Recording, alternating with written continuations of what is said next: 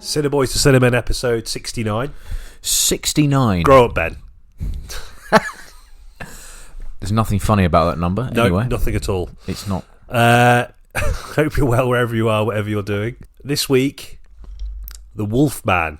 Yes. 2025's The Wolfman. Yeah. There's been a few of them. Yeah, not to be confused with the original with Lou Chaney, the 2020 film. Is it 2020 with... There's one in 2010. 2010, Yeah. That's it, with... and 10 years. With Benicio del Toro, right? Yeah, that's right. Yeah, I remember the trailer coming out looking pretty bang average, but it gets a lot of love these days. Does it? Yeah, Interesting. We're also going to talk about lycanthropy. Oh, yes. In cinema. I don't know about you, but it's been a very sort of werewolf-heavy week. Oh, yeah. In terms of the films that I've watched. The only films I've watched this week have been werewolf-based. Yes. 3 of them, actually. So, yes. Yeah, all 3 films I've watched this week have been werewolf-centric. We also had a chance to watch Werewolves, the 2024 film that... Yes, 4 films then. Yeah, there you go, yeah. Oh, that we promised a review of, and then obviously we're hampered by the lack of screenings. It was available on Amazon, so it seemed like a good way to kind of like mop up the last few films that we promised we'd talk about and ultimately didn't. So we'll include that in our expansive discussion. Shall we get on with it? I think we should, yeah. That's good. Questing the cinematic void. So when I was thinking about like I guess the origins of the werewolf and film, I'm not sure if this is like the factually correct origin, but I'm going to go back again, like we tend to when we talk about horror films, Universal monsters. Lou Chaney, the Wolfman, and to me it sort of feels like the kind of one of the sort of overarching themes of that film that has kind of followed a lot of subsequent films right through to now is this idea of an outdated mythology. Okay. It's kind of representative of like a culture, like a maligned culture or an oppressed culture that it's kind of not in line with sort of increasingly modern ideas about the natural world or human society. Yeah. Because if memory serves me correctly, the original Wolfman, it circles around like a traveller community. Okay. Yeah. So, you know, their kind of ideas and their culture, you know, it's kind of obviously historically been on the receiving end of a lot of stigma. Oh yeah, big time. Yeah, and obviously the kind of horrifying things that can result from that. Is it like Romani culture? Yeah. Yeah. Okay. Yeah. Which where a lot of the sort of vampire and werewolf mythology tends to come from. Is that part of the world? So, yeah. No, you're right. It's funny as well. I was just thinking we're kind of like we've gone from vampires to werewolves. Of course, of course, yeah. But you know, I think that's one of the key things. If for the vampire, it's more about kind of like repressed sex and all. And, you know, as we talked about last week, the werewolf seems to me is like a kind of an embodiment of archaic mythologies. Yeah. Okay. Yeah. I think you could say that there's a sort of obviously with regards to the fact that it's a cycle, and the term lunatic as well. It all comes from the moon. And all that kind of thing, and superstitions surrounding the moon. Certainly before sort of the age of astronomy came about, and people are going to be looking up at the sky and not knowing the fuck it is and what it means. I still don't. Oh yeah, no, I haven't done too much research, but I know we landed on it. But before we did, it was Kubrick. Yeah, he filmed it on Mars. So, no, but no, like it's a kind of fear of the unknown, I suppose, and I think that's where it would probably stem from. Yeah, it's like we alienate these kind of older cultures in the pursuit of kind of like modernity. And I also like the idea of you saying about kind of like, and I think this is something that the 2025 Wolfman explores, is the kind of as like a sickness, an illness, not necessarily in line with the mythology in terms of the moon. I don't think there's a single shot of the moon in the whole film, weirdly enough. That has to be conscious. It must be, yeah. I think that, we'll talk about it later, but that film generally is a departure from a lot of the sort of werewolf mythology. A lot of it seems to have been scrapped. Absolutely. I do like that idea as like a sickness, as well, which tends to permeate through a lot of these kind of like monster films and more broadly. But I think the werewolf was definitely one of the most sort of pioneering, I guess, kind of mythological creatures. In that sense. I love the original Wolfman. I think it was actually the first Universal monster film that I ever watched. Really? Okay. And of course, the kind of the use of setting, the pioneering makeup and costume, and a fantastic performance from Lou Chaney. It's very much in the line of the monster movies in the sense of perhaps bar Dracula, and maybe the Mummy. That there is kind of like an element of empathy that these films generate for these kinds of creatures and characters, and how readily that is sort of battered away in the face of kind of like fear. There's is it the Wolfman from the 40s where he the transformation happens when he's walking behind pillars and the camera's tracking across. Ooh. And every time he walks behind a pillar, it's like a camera trick. He's slightly more like a wolf. Yeah. I think it's more gnarled trees that he goes through. It must have. Oh, okay. It must have been maybe a different thing I'm thinking of, or I'm just misremembering it. It happens a lot, particularly if it's something you've not seen for a while. Yeah. But I love the kind of. It's funny because so many of the subsequent films that came out, like the sequels, like they never really captured that same level of artistry in the kind of makeup. No, it's really bizarre how that happens. It happens with like Freddy Krueger as well. He looks shitter every film. I don't know why, but there's something really like striking about the 41, I think it was, with like really grizzled, like he's been burnt almost, and the black and white helps, I think. It's particularly interesting when you think about that in the context of werewolf films like American Werewolf in London, which I'm sure we'll discuss at some point. We'll discuss that for sure. The effects are so bad in the sequel, American Werewolf in Paris. Yeah, there's a broader sort of discussion to be had surrounding computer-generated imagery and our eyes being attuned to when it looks shit compared to practical prosthetics where, they still age, but they age more charming. Like they become charming, but CG really doesn't. It looks bad. Like it looks like polygons. That really can affect like the longevity of.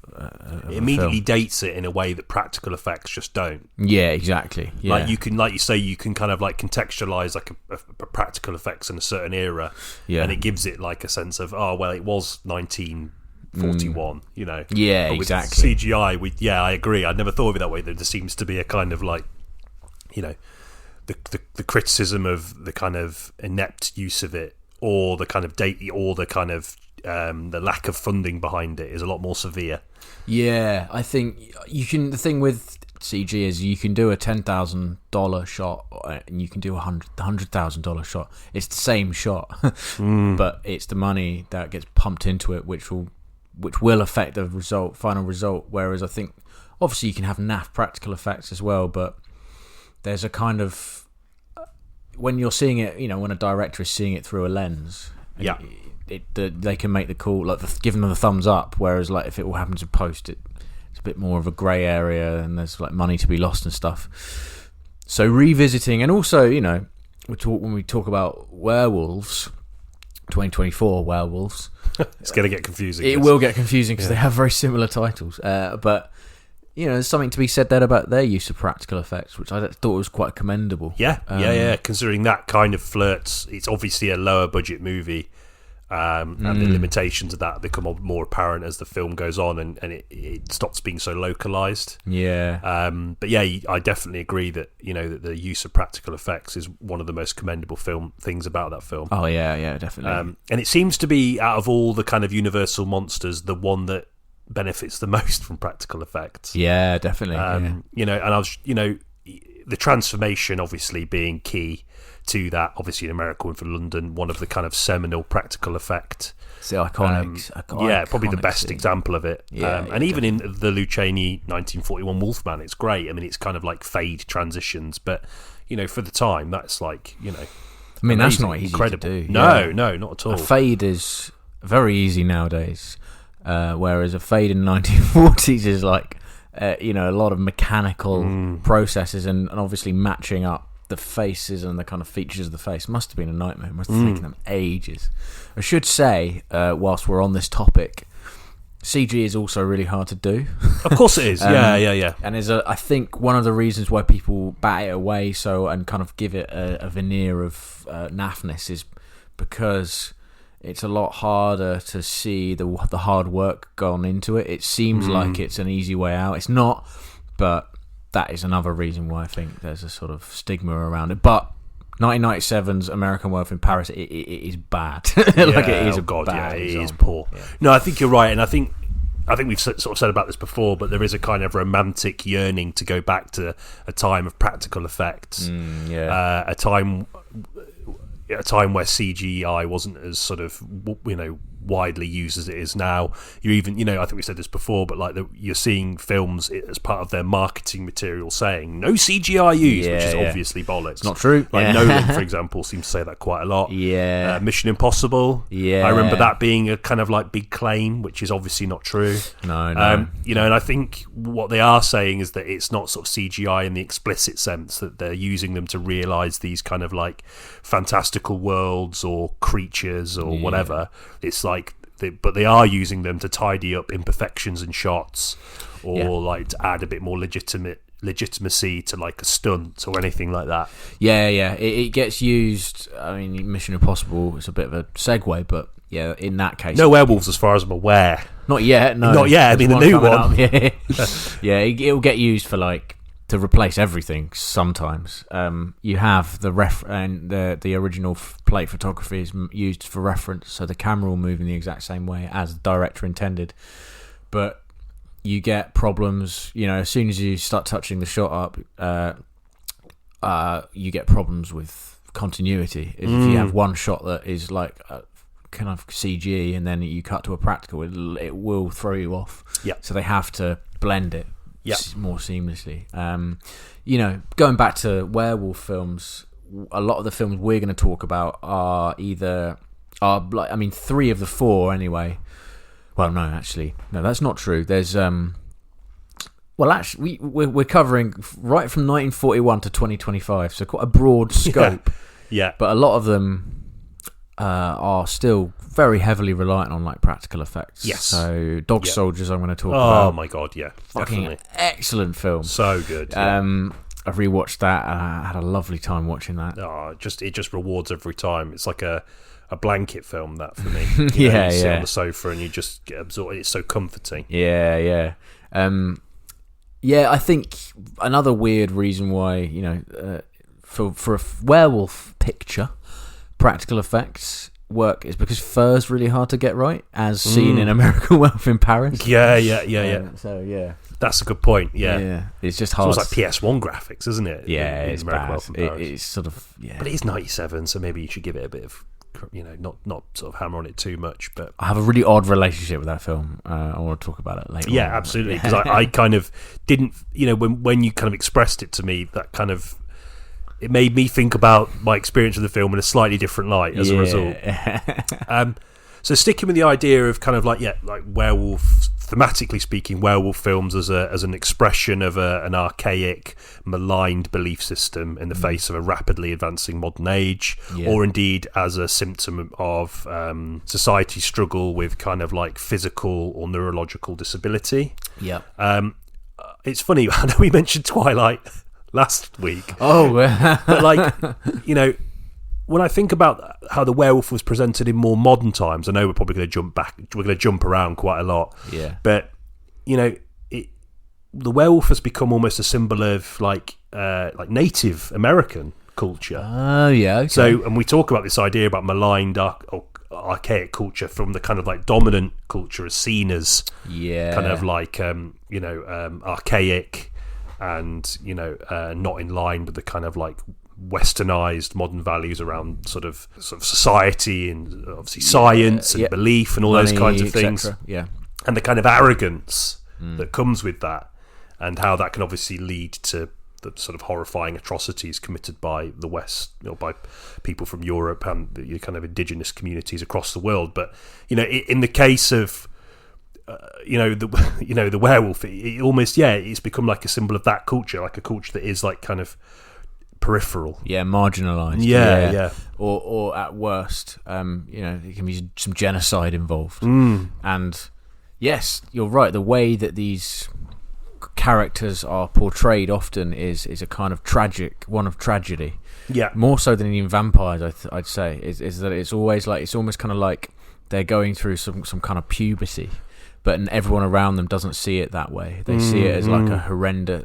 But I suppose the reality is their instincts have changed.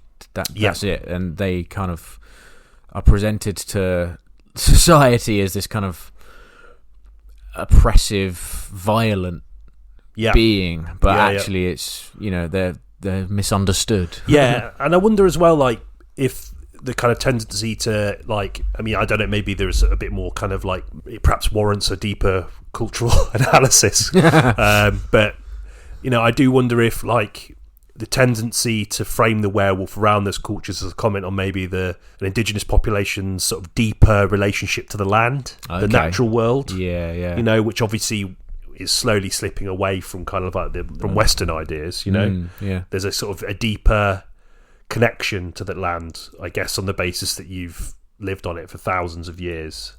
And you're seeing that land being encroached upon and built upon in these kind of like it all feels like seemingly transient, whereas there's something everlasting about the natural order, and when that changes. But I do wonder if the fact that the reason for the werewolf being mapped onto these kinds of cultures is more because of this kind of connection to the land. You could even say, with regards to American Werewolf in London, it's this group of Yorkshiremen, right? who were just drinking in a pub and being themselves, and their relationship to outsiders isn't great, but they're keeping themselves to themselves, and they've got this dark secret, and to them these two American lads are a kind of real an invasion of their sort of tranquility, and yet they actually express not overtly to them, they're quite cruel to them in the pub, but they do save their life, one of them David's life,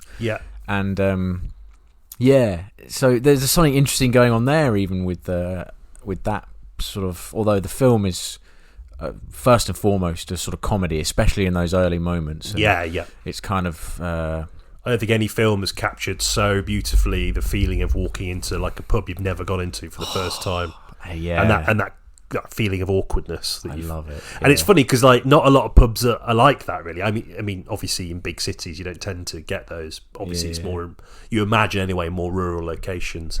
And you're right, there is a comment there. It's not just about indigenous communities or historically kind of like maligned communities. It's like communities out in the middle of nowhere, the kind of sticks, which in itself are kind of seen as like the country bumpkin. It's almost like they're ill-equipped to deal with or think constructively about the world around them. The city dwellers would see them, and this is incorrect, but they see them as almost kind of like simpletons. I suppose.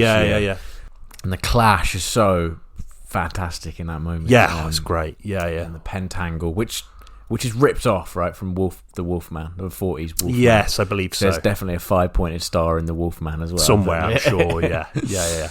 Liberally, that film borrows liberally from other films. Yes. And it does work. But absolutely.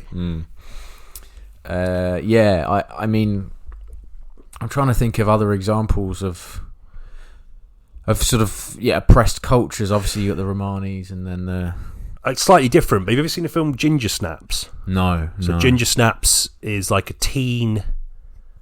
like a sort of teen horror. Oh, okay. Teen like, wolf? I was showed it by my friend, and she loves this film, Ginger Snaps. I'd never seen it before. I'd never even heard of it. Okay. And, it's been a while since I've seen it. It's probably 2 or 3 years ago, but it's kind of like a comment on, like, womanhood. Okay. Or fledgling womanhood, Right, so like turning into a woman and the way that's viewed, like periods and all that kind of stuff. There's an element of like revulsion Yeah. that has sent your way for what is obviously a very natural biological occurrence. Society's ill-equipped to deal with it. And particularly for young women, because it's like the first time they're experiencing these things, and obviously I can imagine, to the best of my ability, it's quite a shocking and very kind of like traumatic period in your life.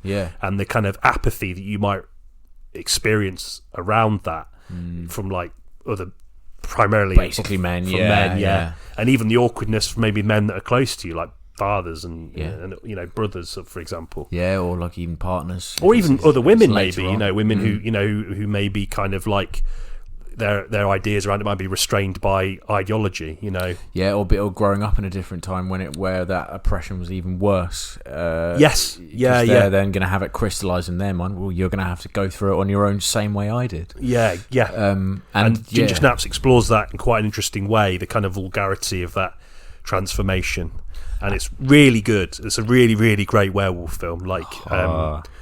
I'm sort of hesitant to linger on it for too long because of the fact that I haven't seen it in quite a while. But I remember coming away from it thinking, like, this is great, like a proper classic. Yeah.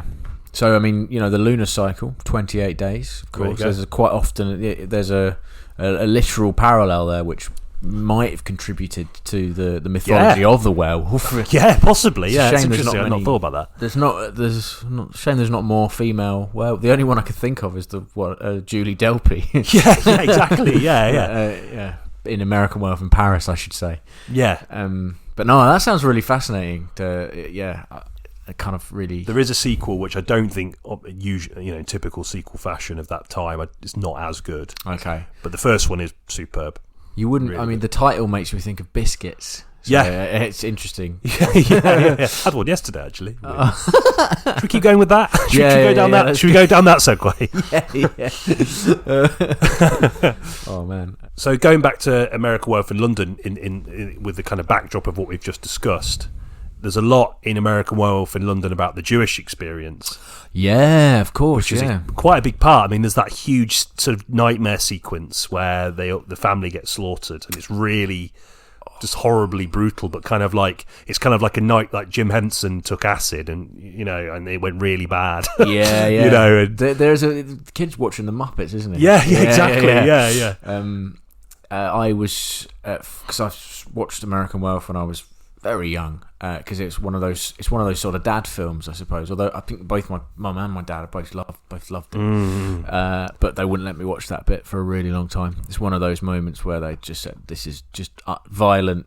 The violence changes in this moment, and there's no empathy here. It's just like horrendous. But you're right. The Jewish experience, and obviously what happened in the 40s with regards to sort of the Nazi oppression of that race. So really quite an unusual moment in a film which is otherwise always tinged with comedy. That is just, violent. It never stops to be kind of like a real bolt from the blue kind of moment, and I've seen that film so many times, and every time I'm like, bloody hell.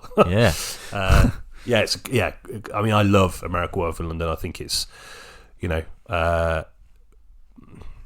is probably the best werewolf film. It's my favourite werewolf film by a country mile. I watch it like once a year. I do love The Wolfman. Yeah, I don't know, but I mean, it's up there, isn't it? Yeah, it's on the shelf for sure. Oh yeah. The shelf of great werewolf films. It's one of the. It's kind of. I think we've talked about American Werewolf before, but it's too funny to be scary and too scary to be funny. I think there's just the atmosphere it conjures in the moment when they go off the road, and the howl, like the sound design of the howl is really, really, really good. Yeah, it is great. The practical effects are quite subdued in the sense that they don't linger for long enough for you to notice the imperfections. Yeah, it's that kind of Alien thing, isn't it? Where it's like you only show snapshots. Yeah, but very much in the spirit of Alien, you do see the whole werewolf at the end. Yes, for a bit, for like a couple of shots. The full body. The sequence, the London Underground sequence, is like top tier. Yeah, so good. The title's really funny. The kind of fish out of water. Yeah, plot is like kind of really deployed really nicely. and there's a lot of gags, gags that of the time were kind of quite typical of American comedies, which is obviously John Landis' staple up to that point. Yeah. But they're sort of buried underneath this like really great narrative, and it's just wonderful, and it hints at a wider mythology, I think. Like going back to what happens at the beginning, and the Doctor goes back to the same pub, doesn't he? Mm-hmm. He has a Guinness, actually. Yeah. What's the name of the village? East Proctor. Yeah. Shot in Wales, actually. Really? Yeah. And I don't know. I'm not exact. I think North Wales, somewhere in North Wales. Okay, that makes sense. And the music, every song, has the word moon in it. Blue Moon, Bobby Vinton, Moon Dance, of course. I mean, I could bang on about this film for ages, but I love the way it handles the mythology in like a subtle way. It's still doing the thing of updating the setting, from like, so it's not really a folk tale, because obviously it's sort of inner city London, but for the majority of it anyway. But there's like hints and sprinkles of it. And there's also, it somehow manages to fit in a sequence of murders, which any great horror film should have, the kills, right? Mm-hmm. And they're still really brutal, and it's like, there's something interesting there about that kind of idea, about the mythology of the werewolf being linked to this kind of like forgotten past, a past that, is increasingly just fading away in the presence of these kind of sprawling metropolises. And it's interesting that both the sort of cities chosen for both the American Werewolf films, it's like these are cities that are a symbol of like, I guess like, West, the kind of the idea, prosperity, and hubs of culture, and it's interesting that there's a kind of almost incongruence in the werewolf being there. Like the werewolf being in the tube is such a bizarre, brilliant image. Fantastic. Because you're used to seeing it in these sort of fog-drenched woodlands, and and in the case of like Dog Soldiers, I mean, it works perfectly in that context. And it just shows that there is obvious life in the werewolf, the familiar sort of werewolf film setting, and even the kind of the Wolfman that we're probably. The 2025 Wolfman that we're going to discuss utilises that kind of familiar location quite well. Oh, I think so. Yeah, definitely. But there's something really sort of just outwardly bizarre about this kind of representation of like, a forgotten culture, a maligned myth, a symbol of like wildness. It's just so bizarre to see it in those kind of urban locations. But it works so well. Piccadilly Circus bit at the end. So good. Dog. So good. I also think there's an interesting comment in the film about the kind of nature of the relationship, this sort of Anglo-American relationship. Yes. Because, obviously we're seen as very close culturally because, obviously we share a lot of culture. Although I would argue we get a lot more of American culture than they get of English culture. I think they're a bit more selective about the culture they get from us definitely. than we are with them.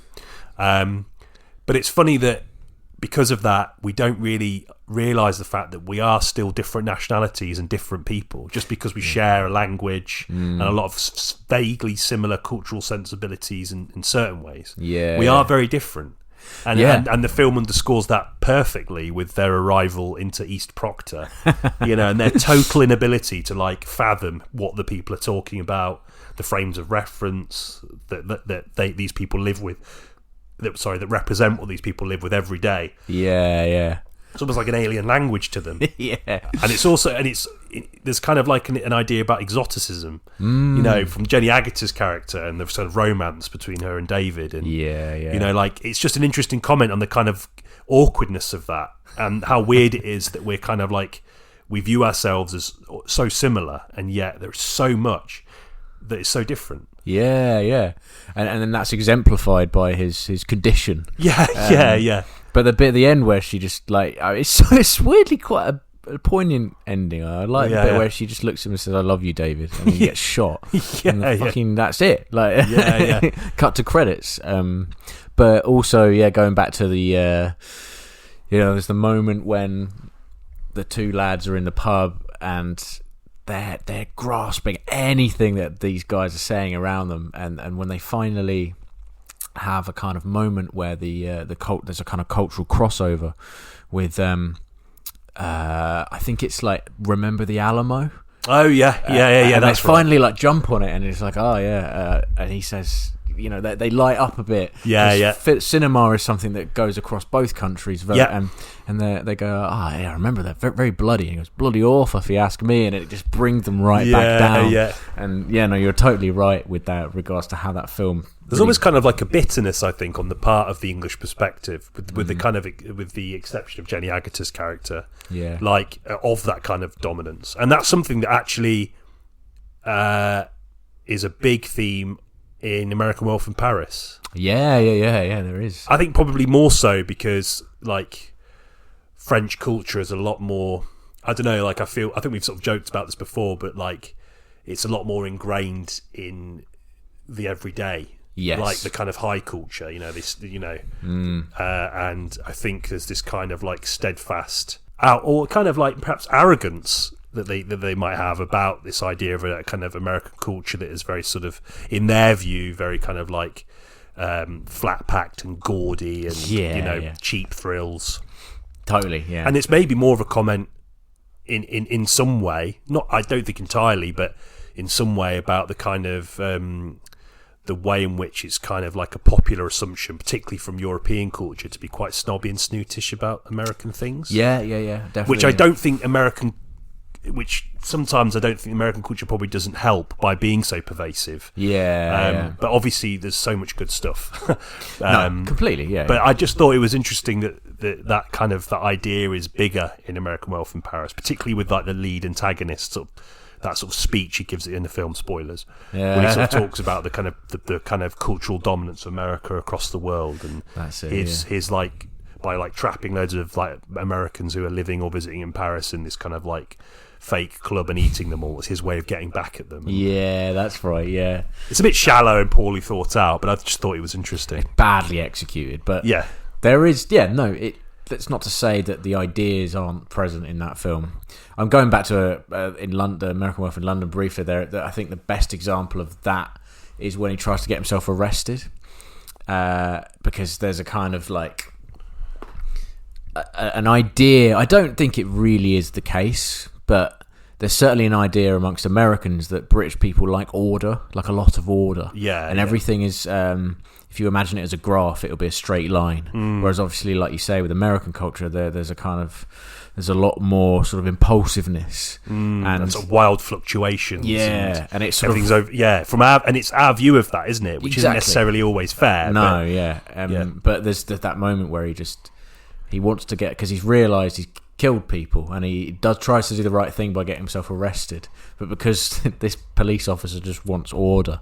And he's like, I shall arrest you if you're not careful. And it's like, that's what I wanted you to do, you moron, kind of thing. And there's another moment, your description of Europe more broadly with regards to like American Werewolf in Paris just reminded me of that bit. I think it's definitely like a through line through both films. It's also interesting to me though, and I guess in a somewhat contradictory fashion to those themes, that the film is a kind of critique of that kind of American cultural superiority, and yet it relies extensively on the puerile energy of its like future champions. Oh, mate. You know, like because I remember you saying to me, because I'd not seen it for years, and I said, I'm going to watch American Werewolf, and you just messaged me back saying it's basically just a frat boy comedy. Yeah, it is. Yeah, and it's kind of like the film that so like emblematic of like that kind of young teen American boy fantasy film like American Pie. And I know we've talked about there being elements of those in those films that are kind of worthwhile. But I mean, there is something incredibly it's so shallow and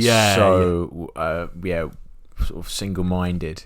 And like Fridge Babes, there's no accident Julie Delpy was cast in that based off her success in Before Sunrise. Which is a very similar plot. Minus werewolves, obviously. A lot more sort of meandering walks around, because it's is it Vienna?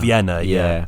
But American Werewolf in Paris was shot in Luxembourg mostly. Oh really? Weirdly, so was Dog Soldiers. Oh something about Luxembourg and anyway, sort of a bit bizarre aside, but Yeah, no, American Werewolf in Paris has just got these weird musical cues of this, like... Smash Mouth in it briefly. Yeah, that kind of frat boy. It's kind of like, yeah, man, let's go. Like Limp Bizkit style.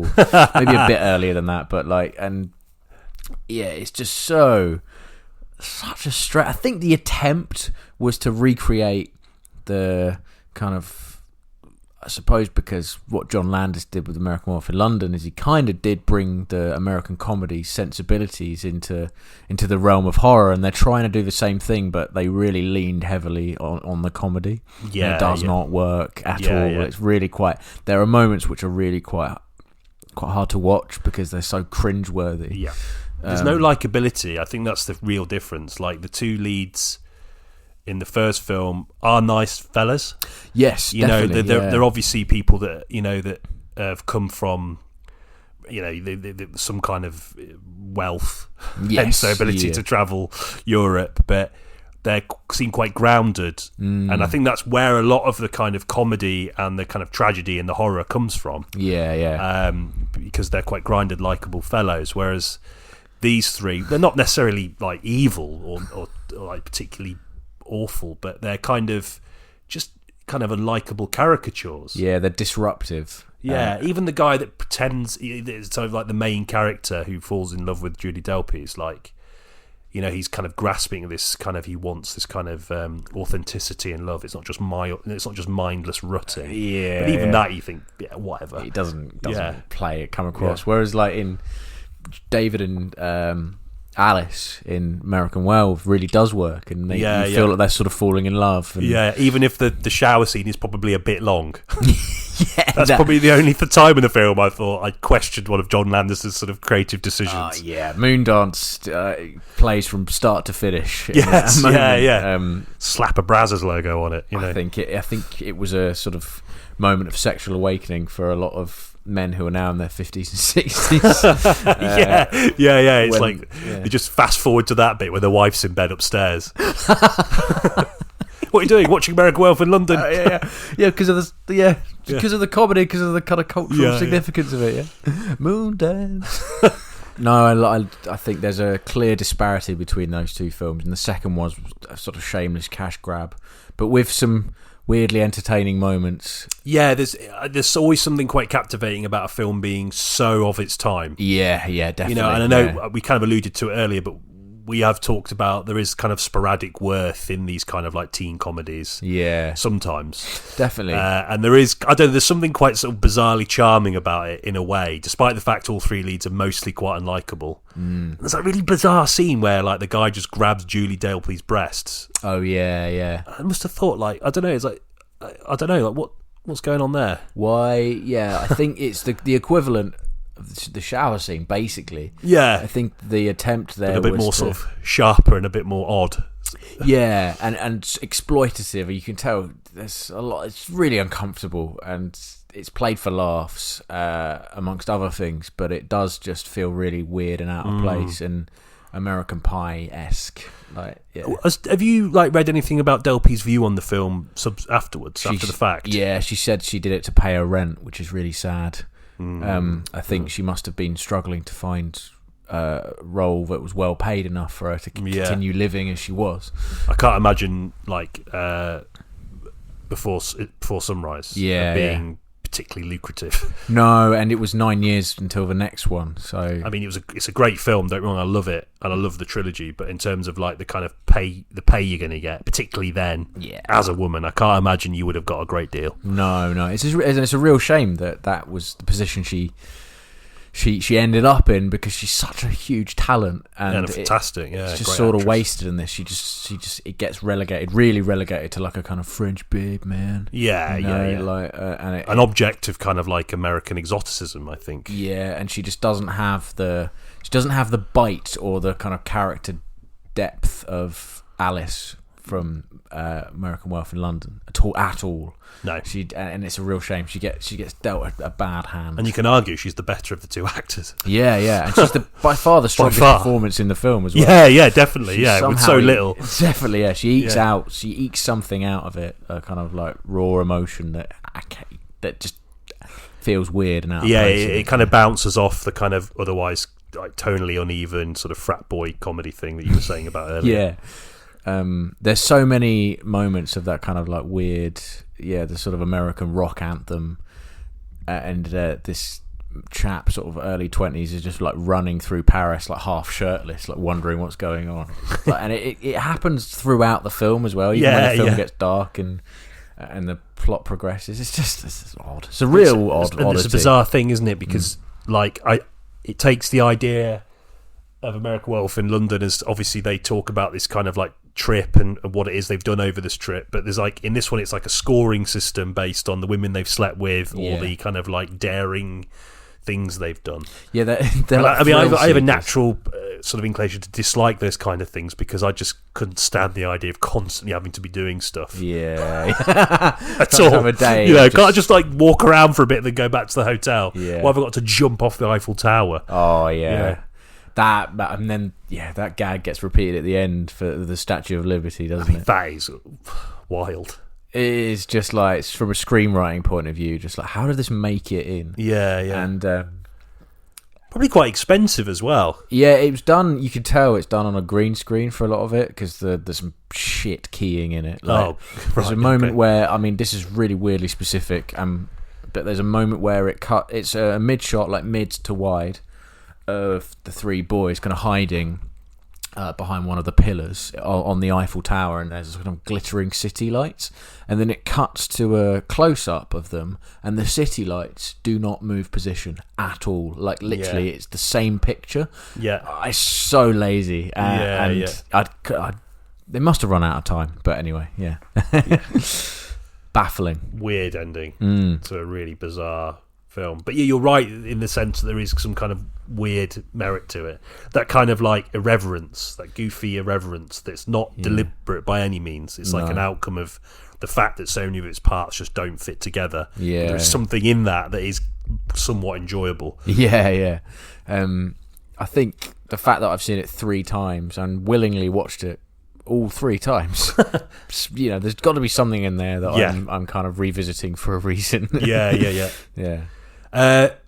I wanted to quickly mention The Howling as well. Oh God, okay. Because that's released the same year as American Werewolf in London. Rick Baker got a lot of shit from John Landis for working on it. Really? Yeah, because he worked on both films. Wow.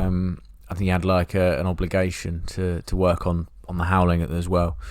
Which is well, that's interesting. I didn't know that, because it's Joel Dante, right? The Howling. I should say you put this on after like a kind of... It was stupid to put it on after a night of heavy drinking. I don't know why I thought... I was really up for it. I was like, man, let's watch a film. It'd be brilliant. And I fell asleep about 10 minutes. I don't remember any of it. Like, I just like kind of lapsed into a Guinness-fueled coma. It's funny. I stayed up for the whole thing. I don't know how I managed it.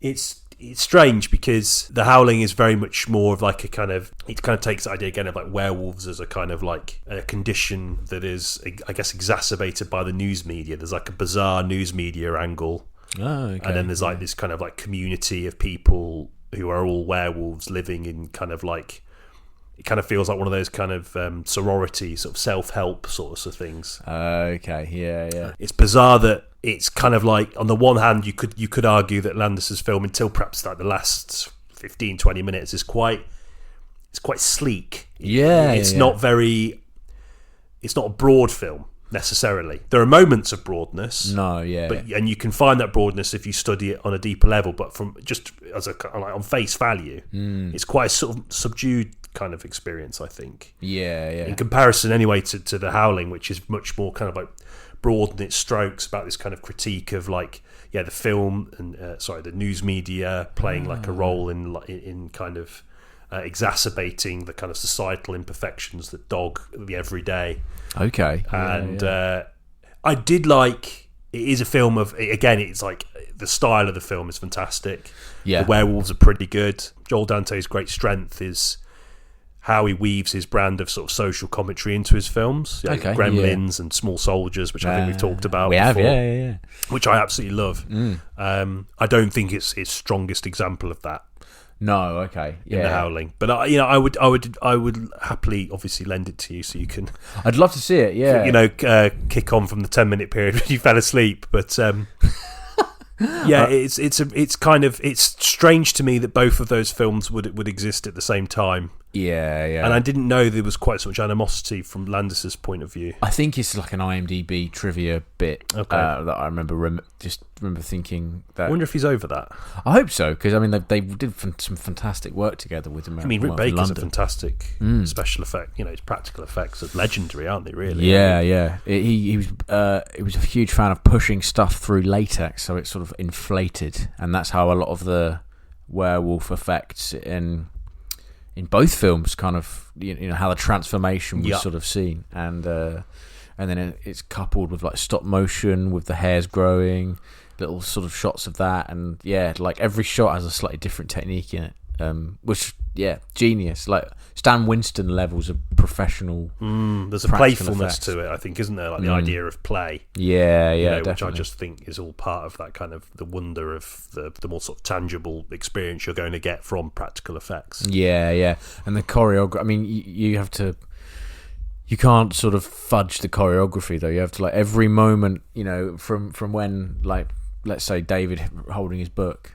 and saying Jesus Christ and slumping on the ground, like all of that has to be like choreographed really, really like to the letter. So yeah, just and I'm curious about The Howling to see how they deal with that. The transformation is, I mean, it's fucking ridiculous. It wasn't that long ago. Obviously, I probably shows how much Guinness I probably had, so my memory of it's a little bit hazy. But there is a transformation moment, I think. Okay, yeah. It's pretty good, but it's not as good as American Werewolf. No, I mean, that's next level. Also, I think the way it's shot is sort of designed to not show off the effects, but it's quite a slow moment, really. It's sort of slowly done, and Cronenberg-y body horror, which is very much an influence on the 2025 Wolfman, that Cronenberg body horror thing. Big time, yeah. But no, I there's the funny thing about The Howling is that the opening is shot like a sort of gritty kind of like sort of Taxi Driver style cinematography in the opening, because I think it opens in New York, if I'm not mistaken. Right. Okay. And then there's like a networky vibe to it as well. So there's lots of interesting things going on. Perhaps too many things, but as an experience, it's really interesting. And, I think Joel Dante is a very special filmmaker in the way that he can handle those things quite well. I don't think it's, like I say, his best example of that.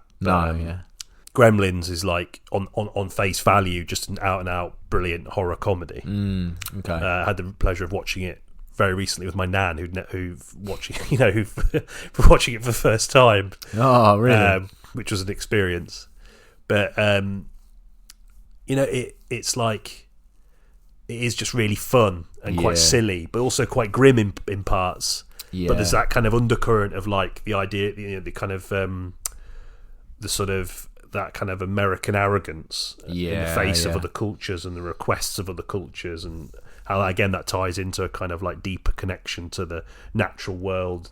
And then I always remember that line in Gremlins: "You're not ready." Oh, right, you're not ready for the Mogwai. Do you know what I mean? It's like America isn't ready for that deeper understanding of things. It's just focusing on like inventions and technology, and a lot of which is driven by a kind of very pro-American idea that they're the best. Oh, right, yeah. And that's all there, but you can ignore that and just enjoy it. That's the greatness of Joel Dante. The same with Small Soldiers, about the kind of militarization of kids' toys and how it kind of inspires a generation of children to kind of have like a general kind of a lack of empathy towards the outcome of conflict, and obsess over the action, and almost as like an early recruitment. Well, okay. But you can ignore that too and just enjoy Small Soldiers for what it is. And I think that's why Joel Dante is great. And I think in the case of The Howling, there are elements of that that work. But it's worth a go. Oh, nice. Yeah. I want to talk about Dog Soldiers in a bit more detail. Let's go Dog Soldiers. Yeah, I'm. Oh man, yeah, love it. I think the key difference between what the films we've been discussing and this is its focus on a group of by all accounts, very sort of surly men. They're all soldiers. Yeah. And they are slowly kind of castrated by this presence of these beings, these sort of like they're very hulking, sort of like gangly, aren't they? Yeah, huge, like the most wolf-like of all the films we're going to be talking about, I think. Apart from Twilight, where they're actually wolves. Yeah, they are just straight up like designed to be giant wolves. Yeah. I love the focus on this like group of men who are, there's sort of the classic sort of army banter gets disrupted and slowly turns darker, and I love the sort of homemade feel of it as well. That era of it's Neil Marshall, right? Yeah, 2002. I mean, that and A Descent. Neil Marshall, those two films, I think they're just, at that period he was like one of the great English filmmakers. You know what I mean? Yeah, and he sort of went the same way that Ben Wheatley went. Yeah. Started out really strong, and then just, I guess, the more money he was given, the worse it got. I think, it's a shame. I think as soon as the autonomy kind of left him, it was replaced with a kind of combination of like bargain bin action, sort of horror action films and television work. Yeah, and I know he's directed a few episodes of Game of Thrones, which are meant to be some of the best. Neil Marshall. Yeah. Oh, cool. Okay, I didn't know that. So he's kind of had a career that's been sidelined by some apparently very good TV work. Oh, fair play to him. Yeah. But yeah, he's got a lot of. You see his filmography after these first two, Dog Soldiers and The Descent. It does wane a little bit. And he's really good at doing like isolated horror movies. Yeah, really like tight. And I think you're right about that kind of like that male camaraderie, that sort of hyper masculine sort of archetypes that you kind of assume exist in the military. Yeah. But what is quite interesting about them is that there's they're kind of humanized a little bit. They're not just these kind of like, they're not just caricatures that exist almost in a way that you would kind of sometimes feel with these kind of films when they're being satirical. It's almost like the directors exercising their own frustrations about it. He's more like using them as like a baseline to interrogate some things with, but not to the detriment of the kind of overall idea of. Yeah. Do you know what I mean? No, I totally agree. Yeah, because there are moments where I'm not too good with the names of these chaps, but there's a kind of one of them outranks the rest, and in these sort of quieter moments, he shows a sort of real love for these for his sort of fellow soldiers, and he does sort of show a lot of empathy towards them. His actions aren't overtly. He throws his weight around a bit and makes his presence known as the superior officer. But there are moments of, like, in the kind of quieter moments, especially at the beginning of the film, where he does show a kind of he knows he has a responsibility to protect them, and that is what goes wrong. As the film progresses, and it becomes like there's a moment this guy gets his stomach ripped out. Oh yeah, and he's that. trying to put it back in, and the dog's biting his intestines out. And he's like, won't Jack fit. Russell. Yeah, that's right. Yeah, and there's also a moment where he asks another soldier to, like, the only way you got to knock me out. Like, you got to knock me out, man. Like, I can't take the pain. You got to literally like jam the butt of your gun into my forehead. So there's sort of playful moments like that. But no, I agree. The characters are more complex than just.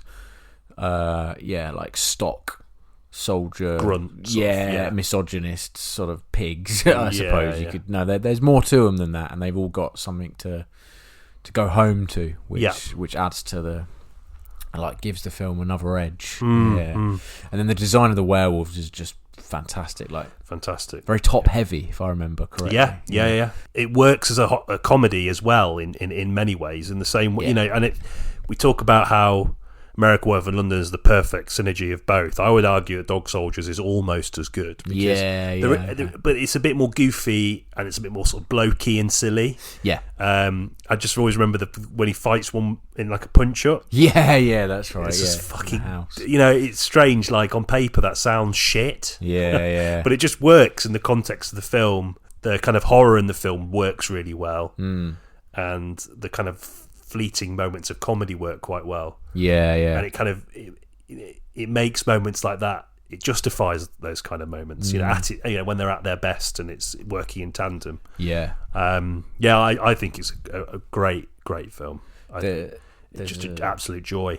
Yeah, start really, to finish. Really nice and lean, nice and there's a sort of technique you can do with cinematography whereby you change the shutter speed so that there's not a lot of motion blur between the frames, and this is a great example of when they use that really well, just to kind of give off the sort of kinetic energy of these wolves because in some films they're quite sort of slow and hulking, and you don't quite understand from how or they sort of leap around as on all fours, but in this they're bipedal creatures and they run, so they're the threat of them is really looming, and they sort of dart around the trees, and the fact that you get this sort of staccato effect with the film really, really helps. It just makes it really visceral.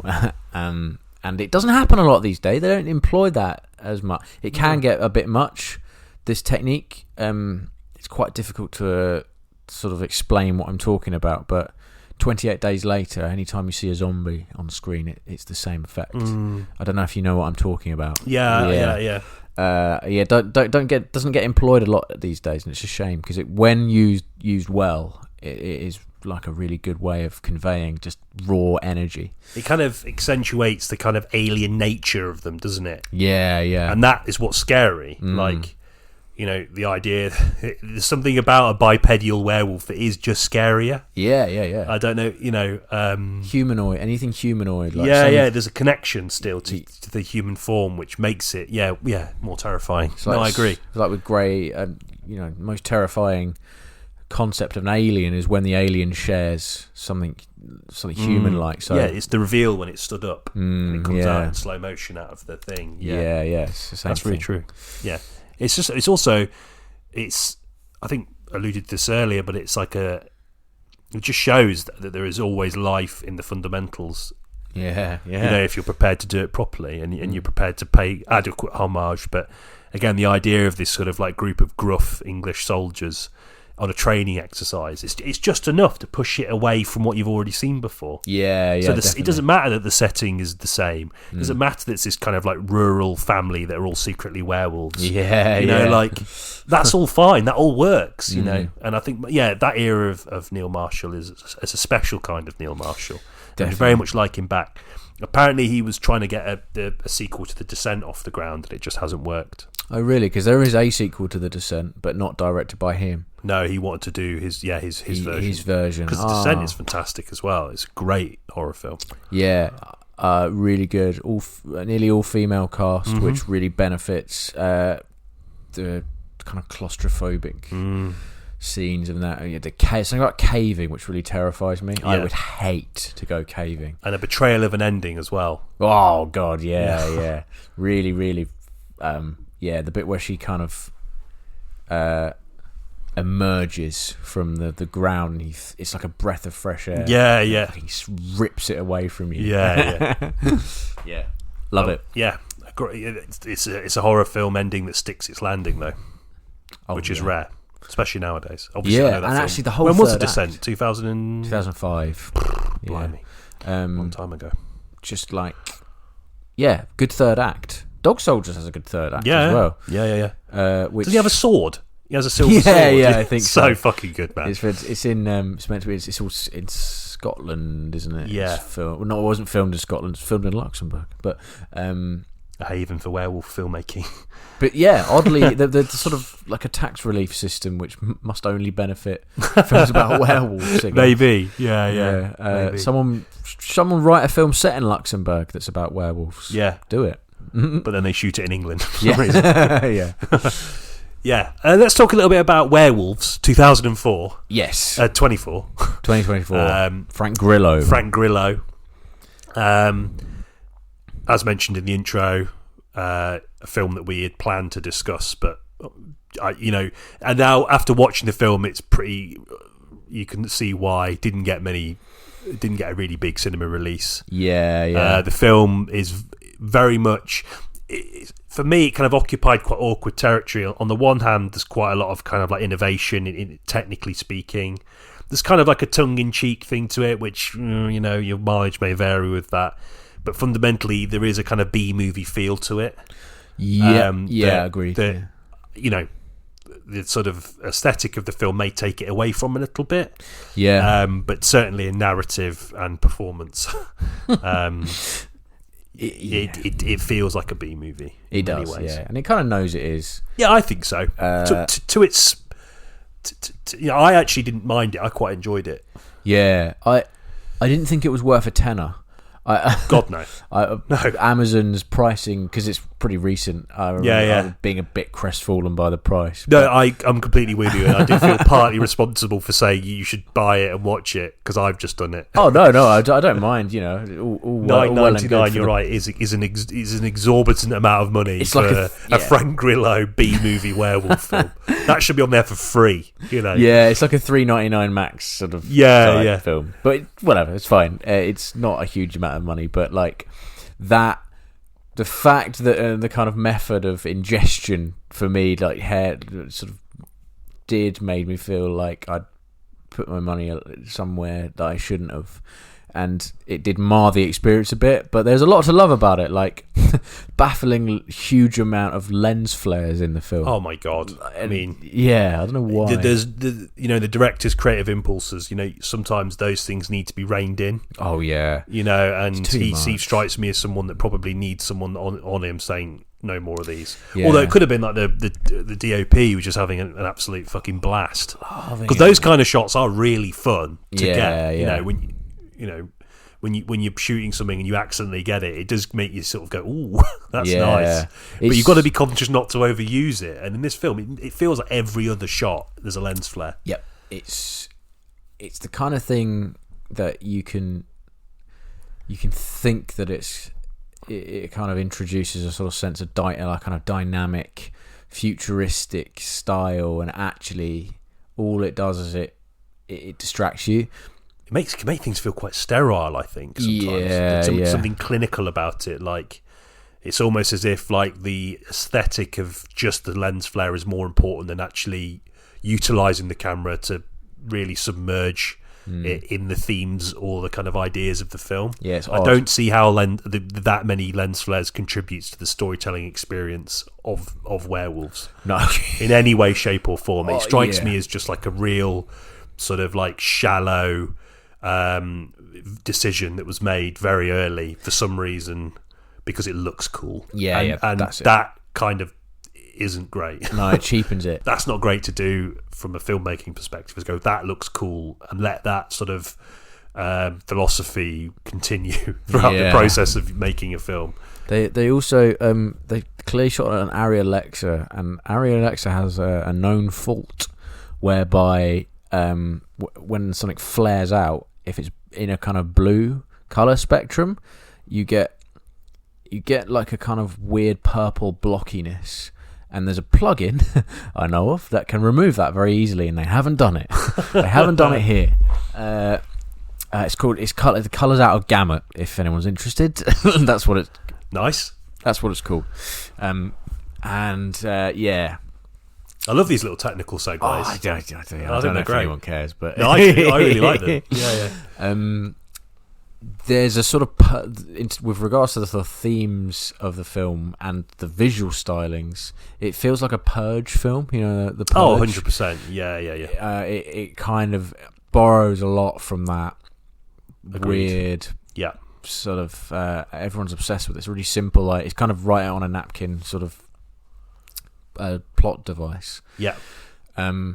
Everyone's going into lockdown post-COVID as well. Like, there's a lot of that. Sort of stuff. I felt that there was very much like the kind of the post-lockdown attitude. You know, a lot of talk about people's like individual wants and needs. Yep, everyone's in it for themselves. Against the kind of expectations leveled on them as to kind of like staying indoors and making everyone safer. Yeah. And you've also got this kind of like sort of gun-toting suburban element as well. I don't know.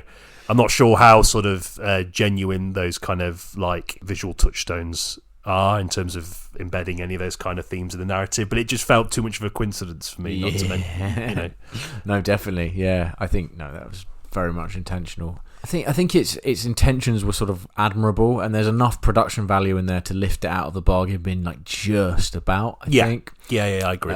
There's a lot of funny plot holes. So, like, if you're watching it in a group, you could rip it to shreds. Yeah. There's a big minigun sequence in it when a minigun is deployed, which feels very sort of action orientated. Yeah.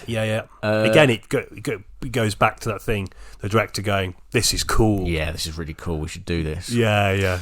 Which in a way, it's kind of like it does give the film a sort of veneer of Cheetos and Monster Energy drink. Oh man! But like, it was kind of quite daft. You know? Yeah.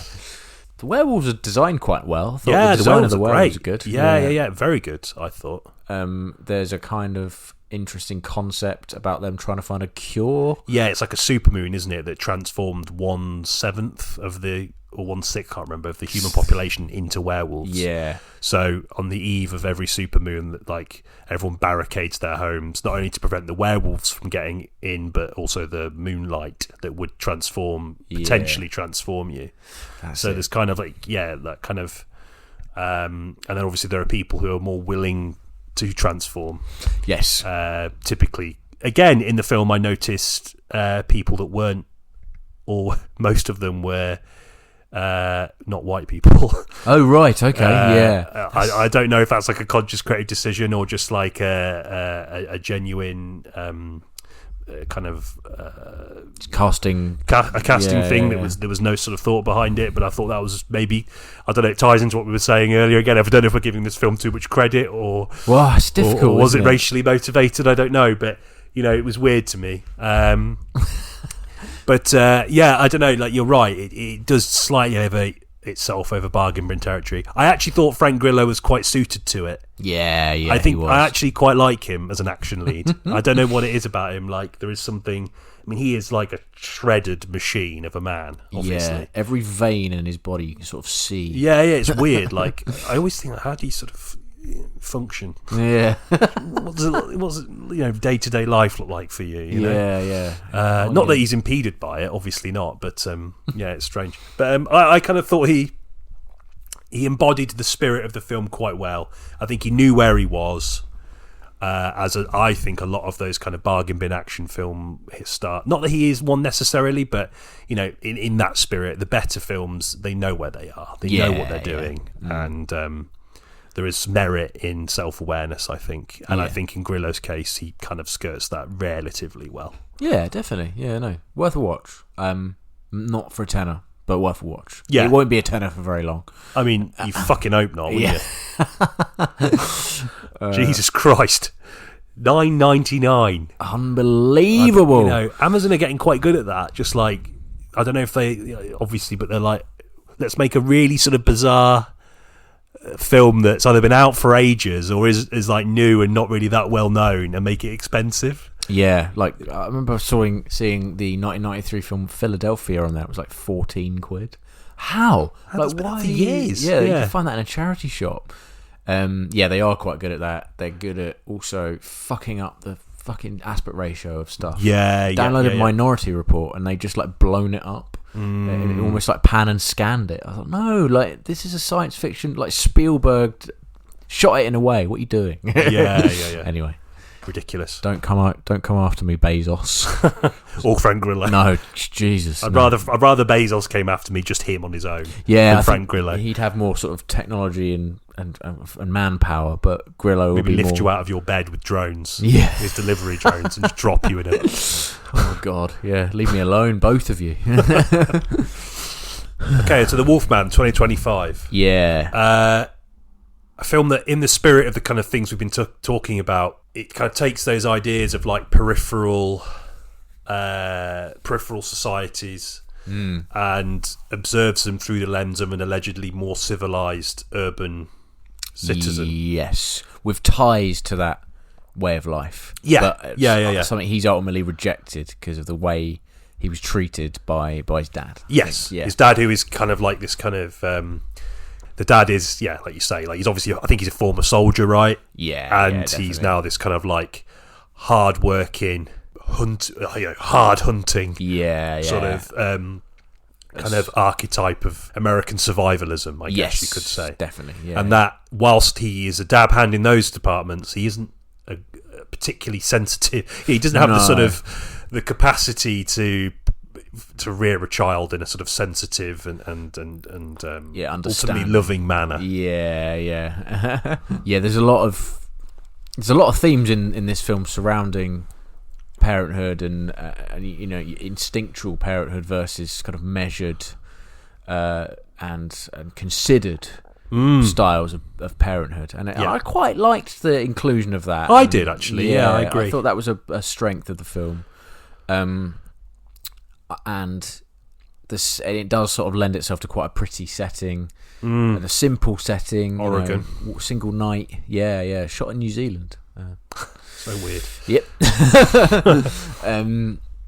I think Lee Whannell, the filmmaker, he's done quite a couple of films I really, really enjoyed, and his remake of The Invisible Man, for me, was like a really good example of how to remake a property. I've not actually seen it. Yeah, I need to check it out. And it's strange that he's in charge. He's helmed two efforts to kind of like reinvent the universal monster in the modern age. Yes, definitely. It works a lot better in Invisible Man, I'd say, because he basically takes a theme. In the case of Invisible Man, it's domestic abuse, basically, and he weaves it into the story, and he does it quite well, and he makes the character captivating, he makes the set pieces really interesting, and he is good at that. He's good at when when provided the right material, he is good at providing like a decent set piece. Thinking all the way back to Saw, like I know he kind of co-wrote it with James Wan and was in it as well.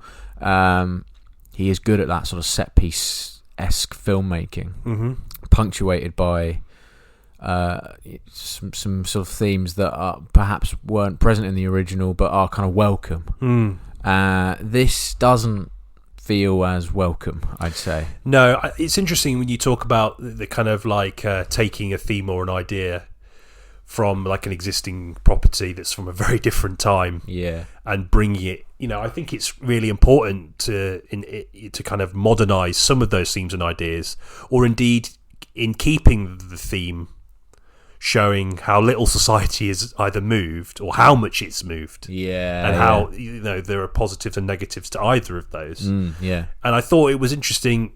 We started the discussion about this film in particular with the ideas of family and fatherhood, the kind of like the sort of city inhabiting view of these kind of like fringe American sort of survivalists who live out in the wilderness. A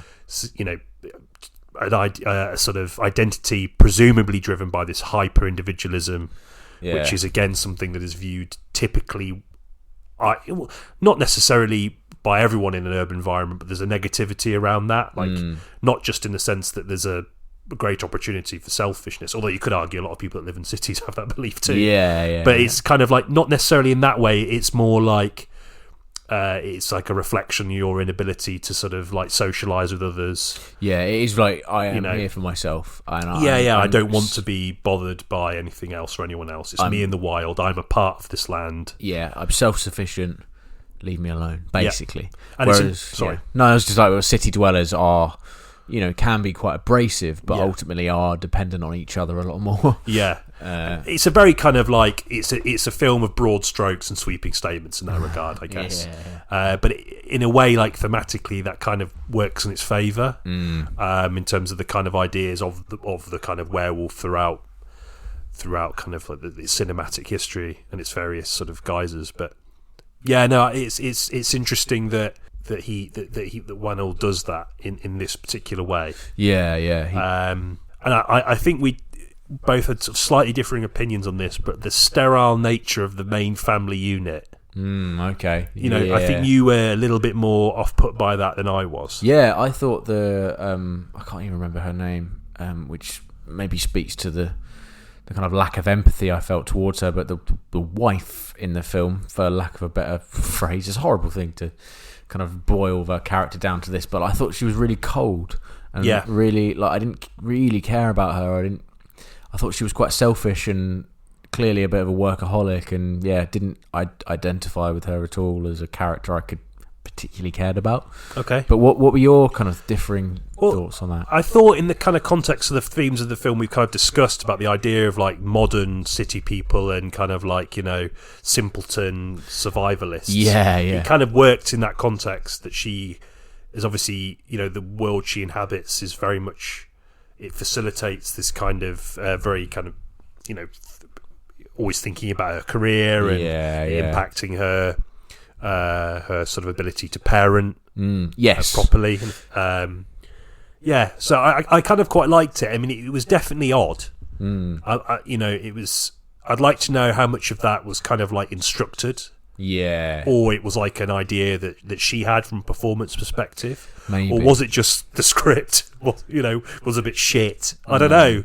I didn't remember thinking the script was particularly bad. I mean, I didn't think it was a world beater by any means, but it was very serviceable. Yeah, and it stuck to its guns with regards to the very simplistic nature of the plot. It's very much a kind of cabin in the woods type situation. Yeah. But she really, I really struggled with her. I did like the kind of motif of her daughter being more of like a daddy's girl, I suppose, in that way. She kind of is clearly doted on a lot more by her father than she is her mother.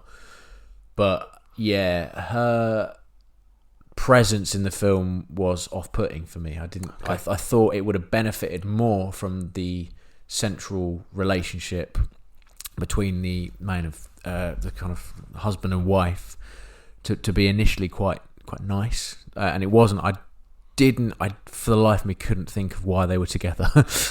It does seem like the nature of the performance, particularly from her side, suggests that things are a lot worse than it appeared from his perspective, or indeed the way the story presented their relationship. So there is something a bit off there tonally. I thought, like, if they'd even, made the film 10 minutes longer and introduced the idea of her maybe looking around for someone else, paradoxically, might have made the film more interesting for me, and kind of give her character a bit of depth and really sort of hammer it home that she is sort of done with this life, and she wants to sort of retreat back into her sort of city life, basically. I don't know, but for me, I really couldn't get behind something ill-fated and sort of somewhat tragic about going back to your old family home, which is a symbol of quite a lot of like trauma for you, as a way of saving your failing marriage. I mean, I thought that was quite interesting. I kind of, there's a bizarre sort of familial sterility throughout the whole film, which I quite liked. I don't know, it's strange. Like, I completely see where you're coming from. But I felt that there was something in that, and again, I don't know how deliberate that was. That's why I'm sort of hesitant to say whether it was like really good or not. Because it's like, is that like a deliberate thing, or is that just performance, or is that like I don't know, like an oversight? I don't know, and that's why it's like I'm not sure. But I do take your points, definitely. I wasn't as keen on the way Winnell sort of retooled the mythology of the werewolf. More as a sickness thing, which I kind of liked. I was on board with. I think they could have doubled down more on the sort of grim nature of the transformation. I think they were very much held back by that 15 age rating, I think, which was definitely a consideration from the start. I think also the fact that the film is a focus on ideas of family.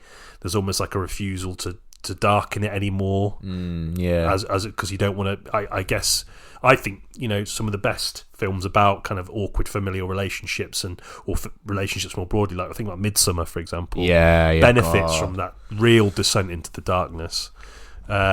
Which is a bizarre sentence to say given how traumatizing that film is. Just from a viewing perspective, but I feel like there could have been a bit more bravery in that department. It felt very much reined in by this kind of notion that we've got to get 15-year-olds in here as well. Somehow. Not that they aren't deserving of a cinematic experience like this, but I just think pushing it to an 18 might have benefited the film more in terms of the conviction of Whannell's version of this mythology that he's sort of retooling. Yeah, no, I think you're right. I think actually the film could have comfortably existed as a vampire film. Do you know what I mean? Yeah. I don't think the mythology was explored nearly enough. All you get is area of Oregon, isolated. There's it's like a parasite or something, like a blood disease. Yeah, which has been explored before and done to a much better extent within the realm of horror, not necessarily within the realm of werewolves. That was kind of an interesting idea, but it wasn't really explored enough. The only thing that they kind of, I did quite enjoy this, is there's a sort of a visual motif with regards to the kind of human vision of the nighttime setting versus a werewolf vision, and it all goes very kind of like there's a lot of aberrations everywhere, and everything's sort of overexposed and blue, almost underwater. Yeah. And there's a kind of also a thing with regards to communication that starts to break down as the sort of central character descends into and kind of his what's the right word for it? His sort of affliction. Yeah, it sort of deepens. You get more and more. He can understand human beings less. I quite liked that. Yeah, that was cool. I remember you saying at the end of the film that it was sort of overdone by the end. Yeah, I felt they could have maybe kept it to one or two occasions. Yeah, I think doing it a few times, it was like, yeah, this is a cool idea, but you're milking it. I felt it just didn't quite. Yeah. By that point, the film cheapens it. It does, yeah. And then there's like a home invasion sort of scenario, which is very, very kind of 5 out of 10, really. Yeah, it's bizarrely quite sort of sparse and very light on jeopardy. Yeah. For like a home invasion film. And I guess the focus is more on the fact that the father is transforming. But it could have been an interesting thing to have like the werewolf outside, like trying to break in more, and then have them having to balance both of those things a little bit more. Yes. Again, that 18 thing could have worked better. Maybe you could have might be like walking around trying to nail like more wood on the doors and vomiting everywhere. Do you know what I mean? Like again, it's probably, you might think, God, that's a bit much. But I just think if you think about like the kind of the master of body horror, and of course The Fly, which I think this film certainly in terms of, I think there's some scenes that verbatim this film rips off. Heavily influenced by it. Yeah. And I don't necessarily take issue with that, but I mean, like, what the Fly does well, what the Fly does better, much better. I mean, it might be unfair to compare this film to The Fly for obvious reasons, but The Fly, one, has characters you care about more. Yep. And two, the nature of the transformation is so much more grotesque. Yeah. That it really gets under your skin and really makes you think about the kind of themes of The Fly in a much more sort of penetrative way. Yeah. And I think in this case, it just, it lacks that. And you're right about the 5 out of 10 home invasion thing. Like the werewolf tries to get in like once. Yeah. And the second time he gets in, it's only because the fucking door gets opened. Yeah. So it's just like, Yeah. I don't know. I feel like they could have just waited it out till the morning pretty easily, and they didn't. And yeah, you're right. The Fly has the benefit of starting out really brutal and horrible, and then it gets quite playful. Like there's bits where he's like walking on the ceiling.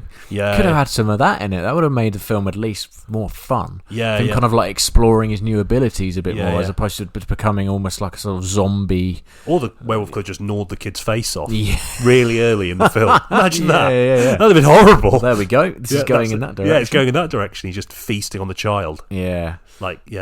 It also doesn't really, in terms of like being a circular narrative, it sets up the idea of what being an isolated person can do to you, with dad, and then with this other character who's like a kind of childhood friend. I quite like that scene, actually. I thought that was quite good. Most tension filled moment was for sure in that removal van. And definitely. The crash was good. I liked the fact that it was sideways. Again, Lee Whannell can do set pieces really brilliantly when given the right material, but it just goes downhill from there, and it becomes a really by the numbers. It's a very Blumhouse film, isn't it? I mean, you see that, and again, I'm hesitant to add to that I don't think that's a problem. I think Blumhouse are very good at doing what they do very well. They do seem to have a real sort of fondness for these kind of rural American spaces, families being torn apart by these creatures that or sort of aberrations or whatever that kind of represent trauma or whatever, and I think they're quite good at that, and there's good fun to be had in a Blumhouse film. But it's like anything, they rely on a lot of the same kinds of scares. And I think like the kind of like body horror thing elevated that a little bit for me, but I think it did. I think the Blumhouse brand, I think, is about, it's not too much about subversion, I don't think. I think it's relying on tried and tested scaring techniques. From a marketing perspective, it's like jump scares and all that kind of stuff, but it's also about getting as many bums on seats as possible. So, and that sounds like a really sort of twatty criticism when I reflect on it immediately after saying it, but it's like I think you're just reiterating what I've said several times already, that I think it could have done with the boundaries being pushed a lot more. Definitely. And not, sometimes being within a lane is good. You know what you're going to get, and you can come away and enjoy it. And on that level, there are moments of invention within that framework that worked quite well. That prevented me from disliking. I didn't come out of the cinema like that was shit. No. I actually quite enjoyed parts of it, and I think there's some worth to it as far as remakes go. Yeah. It's an impossible task in many ways. I think the strongest part of it is the opener. Yeah. There's a sort of quite tense moments with seeing everything within the scope of the scope of like a rifle. Yeah. Liked that a lot, and you sort of see things for a split second, and there's no kind of like overt jump scares in it. Explores the relationship between father and son, which is like very strained. And then as soon as it says 30 years later, it started to waver a bit, and then it became a lot more kind of by the books generally. And I can see, I think there's a lot of criticism about the film, where I think it's largely sort of warranted. And it's a shame, because I like Leigh Whannell a lot, and I'm kind of still interested to see what he does next. Of course, yeah. What was the action film he did? I always forget the name of it. Upgrade. That was great. I liked that. Yeah. There's like I was talking to you about this before, but shots in that film, the camera like follows the character, but like in a sort of very sort of faithful manner. Like it literally follows them. Like it's like the camera is attached to the character with a long pole. It was done with like iPhone gyroscopes. There were some shots in Wolfman which tried to play with that technique again. But all it did was make it look like the camera operator kept falling over, and with a steady cam rig, and the camera kept kind of jolting and rotating, sort of maybe 30 degrees, and it was a bit off-putting in that. So, in that way, so there we go. What do you think of the kid in terms of performance? I mean, she was serviceable. Yeah, exactly. And that was the problem. Like, it's just mediocre. It's just like I'd say like 80% of all the sort of like 8-year-old girl characters in films, in American films, just talk and act like this. Sort of naive, squeaky, no agency, basically. Relying wholly on her parents to a quite an annoying extent.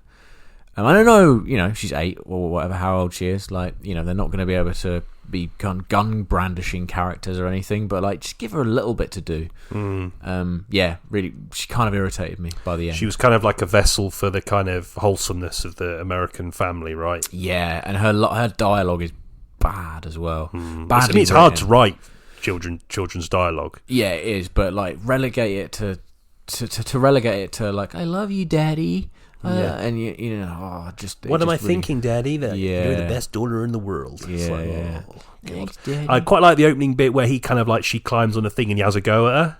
Oh yeah, I thought they could have like zeroed on that a bit more, like the idea of like this kind of like the innateness of, the anger that is just residual, like an anger that the wounds that you've incurred in your own childhood, kind of almost like reveal themselves in your own parenting. Yeah, you're like perpetuating the very thing that traumatized you as a child without realizing, and then he checks himself, doesn't he? And I quite thought that was interesting, even though the kind of like psychology around the idea of cyclical sort of violence and trauma is is kind of being challenged quite a lot nowadays. Okay, it's still an interesting sort of cinematic thing to explore, I think. Yeah, and I was quite intrigued by that. I thought, I wonder if that's going to come up again. And the bit when he's like putting the nails on the door, and the kid comes out and he goes, "Go to bed," and she doesn't. I thought, maybe he's going to do that again. He's going to go crazy. Yeah. And the werewolf is going to be a metaphor for like familial trauma. Yeah, and then it kind of that just sort of died.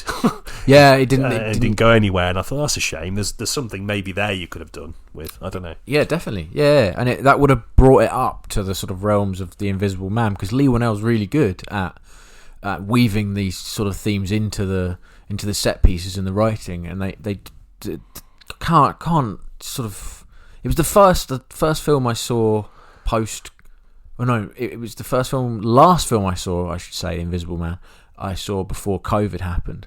And it was just like it really stuck with me through those sort of intervening 3 years, of just being like a really good example of how to take a theme which has nothing to do with the original, put it in your film, and have it work. And have it exist alongside what made the original so good. That's exactly. Yeah, absolutely. I completely agree with you. It's no, I will check it out. I agree with you as much as I can without seeing the film, without having seen the film.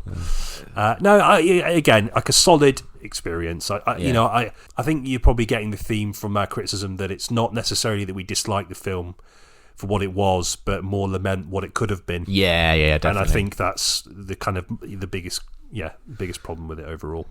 Yeah, definitely. Right, outro. Questing the cinematic void. There we have it then. Oh, yeah, good stuff. Werewolves. We're going to carry on talking about sort of supernatural beings. Yes. We're going to discuss Steven Soderbergh's Presence. Yes. Next. A film that I had very little knowledge of until I saw a poster in a train station about 2 weeks ago, and then saw the trailer last week that came on before the film Wolfman. Yes. Okay. Obviously Soderbergh, a very sort of solid figure in the kind of like the rebirth of American independent cinema. Definitely. In the sort of 90s. His filmography is very varied. Yeah, and his release strategies and his attitude towards Hollywood and how distribution deals happen, I think he's quite negative about that, and he's very keen to explore alternative ways of getting his film to you. Just like fascinating. Varying degrees of success. He has done a lot of films that haven't worked but have tried something. Big advocate for using sort of prosumer technology, iPhones, for example. A lot videotape, sexualized videotape. Yeah, absolutely. And for him to do a film about a ghost is like a wonderful idea for me. I'm quite looking forward to. Yeah, I think it'd be good because it kind of rounds off this kind of like holy trifecta of arguably the most famous kind of supernatural creatures. Yeah. So we can round that off. Yeah, we can talk about ghost movies. There's plenty to discuss there. Yeah, we'll talk about like Personal Shopper and things like that. Oh yeah. Great shout. Yeah, very good. I'd also like to discuss the Brutalist at some point. Yeah. So maybe we do that afterwards. I think so. Because I think that'll be a nice way to segue away from kind of supernatural beings. Into something a bit more ambitious, epic kind of filmmaking. A reality, I guess, in some way. And as an avid, I'm a big fan of Brutalist architecture, so that'd be quite interesting. Yes. I know very little about the film or the guy who I assume is the progenitor of that sort of architectural movement. I know very little, despite my kind of like my love for it is purely aesthetic. I don't know anything else. A little bit of history, I guess. So I look forward to doing that. But in the meantime, yes, thank you for getting to the end of this episode. Thank you very much. Always appreciate your support. And join us next week for our continued foray into the world of spooky things, supernatural entities. Thanks. Oh my god, I've soiled myself. See you later. Bye.